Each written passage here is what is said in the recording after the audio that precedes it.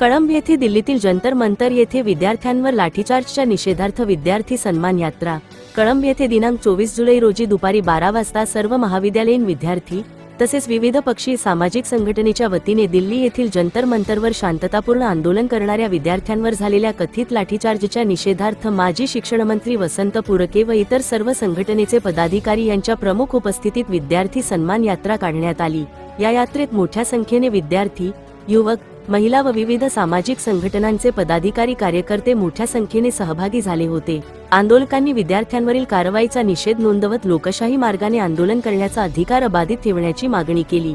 तसेच विद्यार्थ्यांवर झालेल्या कारवाईची निष्पक्ष चौकशी करून संबंधितांवर योग्य ती कारवाई करण्यात यावी अशी मागणी करण्यात आली। बातमी संकलन अमोल सांगाणी।